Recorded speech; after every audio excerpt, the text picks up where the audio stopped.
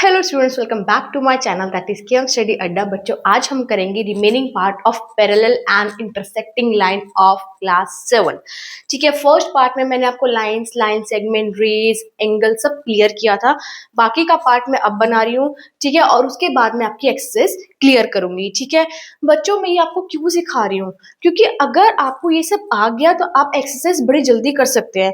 अगर आपको रूल्स ही नहीं पता होंगे तो आप एक्सरसाइज कैसे करेंगे। ठीक है, तो वन बाय वन करके फिर से स्टार्ट करते हैं। बच्चों, फर्स्ट लिखा pair of angles. Pair of angles कौन कौन से होते हैं? Complementary and supplementary. Complementary and supplementary. अब आई बात कॉम्प्लीमेंट्री की। कॉम्प्लीमेंट्री एंगल्स कौन से होते हैं? Two angles are called complementary when their sum is 90 degree. दो एंगल्स कॉम्प्लीमेंट्री होते हैं जब उनका सम 90 डिग्री हो। सपोज अगर एक एंगल का सम 70 है तो दूसरे एंगल का सम क्या होना चाहिए? 20, तब जाके क्या बनेगा? 90 डिग्री। अगर 90 डिग्री आ रहा है तो इसका मतलब हमारा जो एंगल्स है, टू एंगल्स, वो कॉम्प्लीमेंट्री है। समझ में आया? इट मीन्स कि टू एंगल्स का सम 90 डिग्री होना चाहिए। ठीक है, क्वेश्चन आता है एग्जाम में, if one angle is 70 degree and find the other angle of the complementary angle. बच्चे कहते हैं मैम ये तो एक ही एंगल दिया है, दूसरा एंगल कैसे फाइंड आउट करेंगे? एक एंगल से कैसे फाइंड आउट कर सकते हैं? बच्चों, अगर लिखा है कॉम्प्लीमेंट्री, सी क्या लिखा है? कॉम्प्लीमेंट्री। कॉम्प्लीमेंट्री मीन्स 90 डिग्री, और एक एंगल आपको दीजिए 70 डिग्री, तो दूसरा एंगल क्या बनेगा? 20 डिग्री। ठीक है, क्योंकि टोटल क्या होता है? दोनों का एंगल का सम 90 डिग्री। समझ में आई बात? उसी तरीके से बच्चों आता है सप्लीमेंट्री एंगल। सप्लीमेंट्री एंगल्स में सम क्या होना चाहिए? 180 डिग्री। इसमें है 90 डिग्री और इसमें है 180 डिग्री, उसका डबल। ठीक है, अगर मैं कहूं सपोज बच्चों, if one angle is 100 degree, what is the other angle? दूसरा एंगल क्या होगा? दूसरा एंगल क्या होगा बच्चों? 80 डिग्री, तभी तो सप्लीमेंट्री एंगल बन जाएगा। अगर दो एंगल्स का सम 180 होगा then that angles are called supplementary angles. ठीक है, इफ टू एंगल्स का सम 180 आ रहा है तो those angles are considered to be as supplementary angles. समझ में आया डिफरेंस? कॉम्प्लीमेंट्री में 90 होना चाहिए एंड सप्लीमेंट्री में बच्चों 180 होना चाहिए। ठीक है, नाउ बच्चों, what is linear pair? Linear pair क्या होते हैं? अ पेयर ऑफ एडजेसेंट एंगल्स। क्या होना चाहिए? इनका पेयर होना चाहिए। इट मीन्स कि दो एंगल्स होने चाहिए, एक का तो पेयर नहीं बनता। A pair of adjacent angles whose sum is 180 degree, जिनका सम 180 डिग्री होना चाहिए। कैसे? ध्यान से समझो बच्चों, एडजेसेंट मीन्स होता है साथ साथ। क्या होता है? साथ साथ। ठीक है,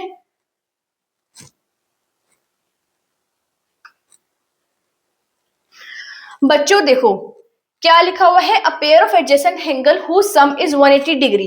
किसका सम क्या होना चाहिए? एडजेसेंट एंगल का 180 डिग्री। एडजेसेंट एंगल कौन से होते हैं बच्चों? This is an adjacent angles. ये दोनों साथ साथ है ना, ध्यान से समझो, मैं दोबारा बता रही हूँ। एक ये एंगल, ठीक है, ये क्या एंगल बन रहा है ना? A P O. ठीक है, और एक एंगल क्या बन रहा है? ये वाला ए बी पी ओ। ठीक है, दोबारा से समझो, एक लाइन है और उसके साथ आपको दो एंगल्स हो साथ साथ। एडजेसेंट मीन्स साथ साथ एंगल्स हो, उनका सम 180 डिग्री होता है। Means angle 1 plus angle 2 is equal to 180 degree. Questions करके और क्लियर होगा। सपोज अगर मैं कहूं एक एंगल 70 डिग्री है और तो दूसरा एंगल क्या होगा बच्चों? क्या होगा? आपने देखा मैम ये दोनों एंगल्स तो साथ साथ आ रहे हैं, तो आप क्या करोगे? लीनियर पेयर लगाओगे। एंगल 1, इसको सपोज एंगल 1 मान लिया, angle 1 plus 70 degree is equal to 180 degree. Bracket में लिख देना लीनियर पेयर। क्यों? क्योंकि दोनों एंगल्स का सम क्या होता है? 180 डिग्री। लीनियर पेयर में एंगल 1 कितना है पता नहीं, 70 डिग्री। 180 में से 70 चला जाएगा, क्या बचेगा बच्चों? 110 10 डिग्री। तो एंगल वन कितना आया हमारा 110 डिग्री। इसलिए लीनियर पेयर यूज होता है। अगर कोई एंगल साथ साथ दे रखे हैं तो आप इजीली निकाल सकते हैं with the help of linear pair. बस एक चीज का याद रखना कि लीनियर पेयर में दो एंगल्स का सम, क्योंकि लिखा है पेयर, दो एंगल्स का सम 180 डिग्री होता है। ठीक है, बच्चे क्या करते हैं, एंगल 170 डिग्री लिखाते हैं, जो कि गलत हो जाता है। ठीक है, आपने देखना है, मैम ने बताया था लीनियर पेयर में दो एंगल्स का सम 180 डिग्री होता है। क्लियर। नाउ बच्चों comes to the vertically opposite angles. बच्चों अपोजिट मींस क्या होता है, आमने सामने। ठीक है, मेरे अपोजिट क्या है, आपके अपोजिट क्या है, तो आमने सामने मींस अपोजिट। तो वर्टिकली अपोजिट एंगल्स होते हैं बच्चों when two lines interact each other with opposite angles. Opposite means आमने सामने होने चाहिए, formed are called vertically opposite angles. See, with the help of diagram it will be clear.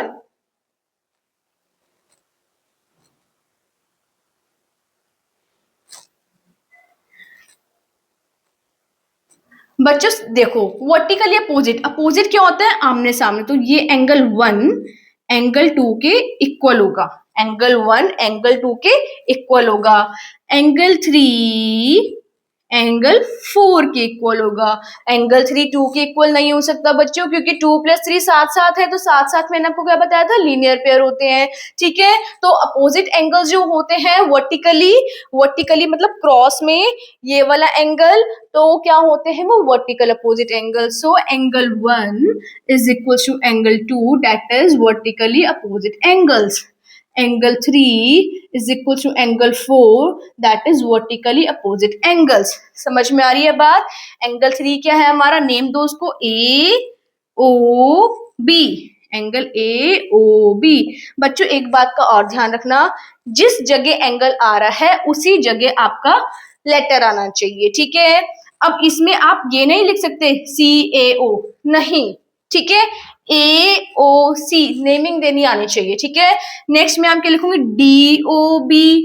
ठीक है, तो ये क्या बन जाएगा हमारा वर्टिकली अपोजिट एंगल। क्लियर है, जो दो एंगल्स वर्टिकली अपोजिट होंगे एक दूसरे के, उनको बोलते हैं vertically opposite angles.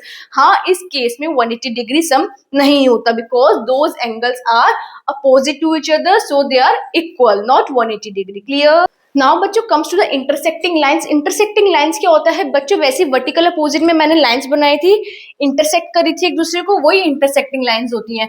Two lines when cross each other, two lines when cross each other at one point, एक पॉइंट पे, आर कॉल्ड इंटरसेक्टिंग लाइंस। उनको क्या बोलते हैं, इंटरसेक्टिंग लाइंस बोलते हैं। कि मतलब AOB जो लाइन है किसको इंटरसेक्ट करिए, COD को एट वन पॉइंट। ठीक है, एट O। आगे लिखा they form angle at the intersection point.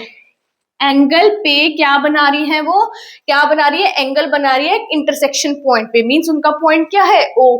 वहां पर क्या वो बना रही है, एंगल बना रही है। जैसे मैंने आपको बताया था ना वर्टिकल अपोजिट एंगल। ठीक है, तो वो इंटरसेक्शन पॉइंट पे एंगल बना रही है, चाहे वो लीनियर पेयर का हो, चाहे वो वर्टिकल अपोजिट हो। ठीक है, तो चाहे वो AO DO, ठीक है, BO C हो, DO B हो, AO C हो। ठीक है, तो ये सारे क्या है, इंटरसेक्शन पॉइंट्स, एक पॉइंट पे एंगल फॉर्म हो रहे हैं। ठीक है, अब बच्चों एक ध्यान से समझो, आपने सीजर देखी है, सीजर होती है ना, तो सीजर क्या करती है बच्चों, इंटरसेक्ट कर रही है। सीजर क्या करती है, इंटरसेक्ट कर रही है ना, ये क्या है, सीजर। तो सीजर एक एग्जाम्पल है इंटरसेक्शन लाइन का। ठीक है, सीजर क्या करी है, ये लाइन पॉइंट पे इंटरसेक्ट करी है। ठीक है, उनके टू हैंड्स होते हैं ना, तो वो क्या करती है, इंटरसेक्ट करती है। तो इंटरसेक्टिंग लाइन का क्या एग्जाम्पल है, सीजर्स। ठीक है, नाउ बच्चों comes to the parallel lines. Parallel lines क्या होती है बच्चों, two lines that never meet are called parallel lines. दो लाइंस जो कभी भी मीट ही नहीं करती आर कॉल्ड पैरेलल लाइंस। जैसे कि सी, ये कहीं मीट कर रही हैं, कहीं एक दूसरे से मिल रही हैं, नहीं मिल रही है, आमने सामने, तो वो होती है पैरेलल लाइंस। एक होती है नॉन पैरेलल, जो बच्चों उधर उधर जा रही है, ये भी मीट नहीं कर रही है, लेकिन ये क्या नॉन पैरेलल है, आमने सामने नहीं है। ठीक है, तो two lines that never meet are called parallel lines. तो मैं कहूंगी L parallel M, L parallel M। Parallel को कैसे डिनोट करते हैं बच्चों? लाइक दिस, क्योंकि सेम लाइंस है ना, पैरेलल है, स्ट्रेट है, तो पैरेलल लाइंस को ऐसे डिनोट करते हैं, एल पैरेलल एम। ठीक है, now comes to the transversal. Transversal क्या होता है? A line that intersect two or more lines, a line that intersect two or more lines at different points are called transversal। Example से clear करती हूँ, diagram से।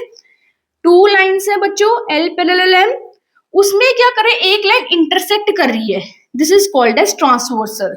ठीक है, T transverse L parallel M. ठीक है, तो a line that intersect two or more lines, to or more lines ज्यादा भी हो सकती हैं, एट डिफरेंट पॉइंट्स पे, ठीक है, आर कॉल्ड ट्रांसवर्सल, इसको बोलते हैं ट्रांसवर्सल। ठीक है, तो मैं क्या कहूंगी, इसमें क्या पैरेलल है लाइंस, 1 2 3, तो L parallel M parallel N, ये पैरेलल लाइंस हैं, और इसका ट्रांसवर्सल क्या है, टी। ठीक है, इसके ट्रांसवर्सल क्या है, टी। क्लियर है पैरेलल लाइंस और ट्रांसवर्सल में डिफरेंस? नाउ बच्चों comes to the corresponding angles. Corresponding angles क्या होते हैं? These angles are in matching position, these angles are in matching position. See the diagram.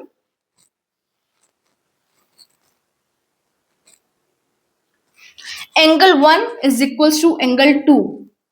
ठीक है, angle 1 is equal to angle 2 क्या है, कॉरेस्पॉन्डिंग है। These angles are in matching position, matching position में है बच्चों, ध्यान रखना। कॉरेस्पॉन्डिंग एंगल मैं बच्चों को कैसे सिखाती हूँ, एक छोड़कर एक, क्या है इसका एक फॉर्मूला, एक छोड़कर एक, इसको ध्यान से समझना। एक एंगल आया, ये वाला छोड़ा, दूसरा आ गया, these are called corresponding angles. 3 equal 4, क्योंकि 3 के बाद ये वाला एंगल छोड़ा, 4 आ गया, तो ये क्या है, कॉरेस्पॉन्डिंग एंगल्स हैं। ठीक है, और इसमें क्या होता है, इक्वल होते हैं, इसमें भी 180 डिग्री नहीं होते हैं। नेक्स्ट 5 के इक्वल क्या होगा बच्चों, 7, क्यों, 5 के बाद ये वाला छोड़ा, क्या आया, 7, 6 के बाद 4 छोड़ा, क्या आया, 8, तो एंगल 6 किसके इक्वल होगा, 8 के। समझ में आई बात? कॉरेस्पॉन्डिंग एंगल्स कौन से होते हैं? Corresponding angles are those angles which are in matching positions, और एक छोड़कर एक आप ऐसे भी रख सकते हैं। ठीक है, एक एंगल आया, दूसरा छोड़ा, तीसरा, ठीक है, एक एंगल छोड़कर एक एंगल आ जाएगा, तो वो कॉरेस्पॉन्डिंग एंगल्स होते हैं। ठीक है, नाउ बच्चों comes to the alternative angles. Alternative angles क्या होते हैं बच्चों? Alternative angles are those which lie inside the parallel lines, ऐसे एंगल्स जो पैरेलल लाइंस के बीच में लाई कर रहे हैं, on opposite sides of transversal. Opposite means एक दूसरे के आमने सामने, ट्रांसवर्सल पे लाई कर रहे हैं। दोबारा समझो, ऐसे एंगल्स जो पैरेलल लाइंस के बीच में हो, ठीक है, और अपोजिट साइड्स ऑफ ट्रांसवर्सल्स हो। अपोजिट साइड्स मींस आमने सामने। चलो बताओ क्या होता है बच्चों, एंगल 2 किसके इक्वल होगा, एंगल 6 के, क्योंकि एल पैरेलल एम है और उनके बीच में क्या आ रहा है, 2 और 6 अपोजिट कंडीशन में। और इसको आप ऐसे भी समझ सकते हो, ऑल्टरनेटिव एंगल्स में बच्चों क्या बनता है, Z बनता है। Z में ये वाला एंगल और ये वाला एंगल इक्वल होते हैं। सी इसमें Z बन रहा है, अपोजिट Z बन रहा है ना, तो इसके इनसाइड एंगल क्या आ रहा है, ये, और क्या आ रहा है, 6, तो angle 2 is equal to angle 6। और कौन सा Z बन रहा है बच्चों, 4 के अपोजिट क्या है, 5। ठीक है, 4 के अपोजिट क्या है, 5। और आप ये भी समझ सकते हैं कि अपोजिट है और क्रॉस में है। ठीक है, ऐसे क्रॉस हो रहा है ना, ये है बच्चों, दो तरीके से होता है। ऑल्टरनेटिव में इंटीरियर भी होते हैं और एक्सटीरियर भी होते हैं। ये दो मैंने आपको बताया इंटीरियर एंगल्स। कौन से बताए, इंटीरियर एंगल्स। अब बच्चों मैं आपको बताती हूँ एक्सटीरियर एंगल्स। एक्सटीरियर एंगल्स में भी वही केस है बच्चों, ये था इनसाइड द पैरेलल लाइंस, वो होंगे आउटसाइड द पैरेलल लाइंस। ठीक है, वो भी ट्रांसवर्सल पे होंगे और अपोजिट होंगे। ठीक है, तो एंगल 1 किसके इक्वल होगा, एंगल 8 के, क्योंकि एंगल 1 के अपोजिट क्या है, एंगल 8 है, 7 नहीं है, तो right angle 1 is equal to angle 8। Angle 3 किसके इक्वल है, 7 के, क्योंकि एंगल 3 के अपोजिट क्या है, 7 है। देखो ये Z बन रहा है ना बच्चों, ठीक है, तो इसका एंगल 1 और इसका एंगल 8 इक्वल है। Z में ये Z है ना बच्चों, तो इसका भार वाला और इसका भार वाला क्या होगा, इक्वल होगा। ठीक है, तो इन ऑल्टरनेटिव एंगल्स दो तरीके के होते हैं, इंटीरियर एंड एक्सटीरियर, अपोजिट होने चाहिए। समझ में आई? पैरेलल लाइंस के इनसाइड भी हो सकता है, पैरेलल लाइंस के आउटसाइड भी हो सकते हैं। क्लियर? नाउ बच्चों comes to the co-interior angles. Co-interior angles क्या होता है बच्चों? These angles lie inside the parallel lines on the same side. क्या लिखा हुआ है? Same side. पहले वाले में क्या था बच्चों? अपोजिट साइड था ऑल्टरनेटिव में। इसमें क्या है? पैरेलल लाइंस के इनसाइड है और सेम साइड पे है। ठीक है, of transversal and their sum is 180 degree. क्या है उनका सम? 180 डिग्री। एग्जांपल से क्लियर कराती हूँ। देखो बच्चों डायग्राम में एल पैरेलल एम है, ट्री ट्रांसवर्सल है, पैरेलल लाइंस के बीच में, पैरेलल लाइंस के बीच में ये 3 4 6 5 आ रहे हैं। सेम साइड होनी चाहिए और सम 180 डिग्री होना चाहिए। 3 के सेम साइड में क्या है? 5। Angle 3 plus angle 5 is equal to 180 degree. Bracket में लिख देना को इंटीरियर एंगल्स। ठीक है, अब बच्चे क्या कहेंगे मैम 3 के साइड साथ तो 4 भी है ना, लेकिन इसमें क्या बोला है? सेम साइड बोला है भी सेम साइड। पैरेलल लाइंस के इनसाइड भी है, लेकिन बच्चों 3 + 4 हमारा क्या बन जाएगा? लीनियर पेयर बन जाएगा। ठीक है, तो आपको सेम साइड, ये वाली सेम साइड नहीं, साथ साथ नहीं बोला है। ठीक है, नियर बाय नहीं बोला, सेम साइड बोला है। ठीक है, तो बच्चे बहुत कंफ्यूज होते हैं। उसके बाद बच्चों 4 और 6 सेम साइड में, तो angle 4 plus angle 6 equal to 180 degree. Bracket में को इंटीरियर एंगल्स। ठीक है, अब बच्चों 1 और 3, 2 और 4 क्या को इंटीरियर एंगल है? सेम साइड पे है। 1 और 3 भी, क्या ये को इंटीरियर एंगल्स हैं? कमेंट में जरूर बताना। ठीक है, नाउ बच्चों फटाफट क्विकली रिवाइज करते हैं कि मैंने आपको पूरा क्या क्या सिखाया इस वीडियो में। ठीक है बच्चों, पहले देखो ये डायग्राम मैंने बनाया है, इसी डायग्राम में मैं आपको सारे के सारे एंगल्स क्लियर कर दूंगी। तो इस चीज को जरूर से ध्यान से देखना, क्योंकि अगर आपने ये देख लिया ना बच्चों, आई गारंटी यू कि आप फटाफट चेप्टर कर सकते हैं। ठीक है बच्चों, पहला है लीनियर पेयर। लीनियर पेयर में मैंने आपको बताया था कि दो सम एंगल्स का सम जो भी एडजेसेंट्स है, ठीक है, उनका सम 180 डिग्री होता है। तो दो एंगल एडजेसेंट मतलब साथ साथ, तो 1 के साथ क्या है 2, तो एंगल 1 प्लस एंगल 2 क्या हो जाएगा 180 डिग्री। साइड साथ साथ चलेंगे, 1 के साथ 2, 2 के साथ 4, तो 2 + 4 भी क्या होगा बच्चों 180 डिग्री। 4 के साथ क्या है 3, तो 4 + 3 भी करेंगे क्या होगा 180 डिग्री। 3 + 1, 3 + 1 भी क्या होगा बच्चों 180 डिग्री। बात समझ में आई? अब आई नीचे वाली की बात। 5 के साथ क्या है एडजेसेंट 6, तो 5 + 6 क्या होगा बच्चों 180 डिग्री। 6 के बाद क्या है 8, तो एंगल 6 + एंगल 8 भी क्या होगा 180 डिग्री। 8 के साथ क्या है 7, एंगल 8 + एंगल 7 क्या होगा बच्चों 180 डिग्री। और 7 के साथ क्या है 5, तो एंगल 7 + एंगल 5 भी क्या होगा 180 डिग्री। बात समझ में आई कि एक लाइन के ऊपर एक लाइन हो और साथ साथ हो। देखो एक लाइन के ऊपर एक लाइन था और साथ साथ थे, एक लाइन के ऊपर एक लाइन था साथ साथ थे। समझ में आई बात? Now comes to the alternative angles. Alternative angles में मैंने आपको बताया था जेड के इनसाइड, और you can say parallel lines के इनसाइड जो अपोजिट डायरेक्शंस में है। So angle 3 is equal to angle 6, angle 4 is equal to angle 5, parallel lines के बीच में है, ये हो गए इंटीरियर वाले। Now comes to exterior. 1 के अपोजिट क्या है 8 और 2 के अपोजिट क्या है 7, ये क्या हो गए एक्सटीरियर वाले। ठीक है, now comes to the corresponding angles. Corresponding angles मैंने आपको क्या बताया था, एक छोड़कर एक, ठीक है, on the same side. So angle 1 किसके अपोजिट होगा, इक्वल होगा 5 के, क्योंकि 3 हमने लीव कर दिया। 3 किसके इक्वल होगा 7 के, क्योंकि 5 हमने लीव कर दिया। Now comes to this line, 2 किसके इक्वल होगा 6 के, ठीक है, क्योंकि 4 हमने लीव कर दिया। 4 किसके इक्वल होगा 8 के, क्योंकि 6 हमने लीव कर दिया। बात समझ में आई? कॉरेस्पॉन्डिंग एंगल्स बताया था एक छोड़कर एक, इसको ध्यान से याद कर लेना। ठीक है, now comes to the vertical opposite angles. Vertical opposite मैंने आपको बताया था क्रॉस में, ठीक है, तो क्रॉस कौन से हो रहे हैं इसके, इसमें तो क्रॉस 1 = 4, ठीक है, 1 = 4, 2 = 3, 5 = 8 एंड 6 = 7, ये हो गया हमारे vertical opposite angles. 6 equals 7. Clear. Now comes to the co interior angles. Co interior angles में मैंने आपको बताया था बच्चों सेम साइड में होने चाहिए और इनसाइड होने चाहिए. इंटीरियर लिखा हुआ है और सम क्या होना चाहिए 180 डिग्री होना चाहिए. तो 3 + 5 होगा इक्वल टू 180 डिग्री एंड 4 + 6 होगा. बात समझ में आया. इंटीरियर मीन्स अंदर, को इंटीरियर मीन्स अंदर. बच्चों 3 + 4 नहीं करना, ठीक है. तो ऐसे करना है बॉक्स के अंदर, या ऐसे याद कर लो बॉक्स के अंदर होना चाहिए.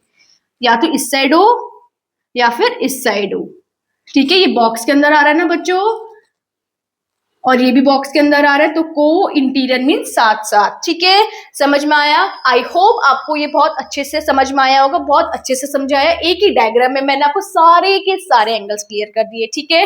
तो नेक्स्ट पार्ट में मैं आपको सारी एक्सरसाइज क्लियर करूंगी, ठीक है. तो thank you so much for watching this video. और अगर इस चैनल पर नए हैं तो प्लीज इस चैनल को लाइक शेयर एंड सब्सक्राइब जरूर करना और ज्यादा से ज्यादा शेयर करना, जिससे बच्चे इजिली समझ सके कि कितने तरीके के एंगल्स होते हैं, कितने तरीके की लाइन्स होती हैं, ठीक है. Thank you so much for watching this video.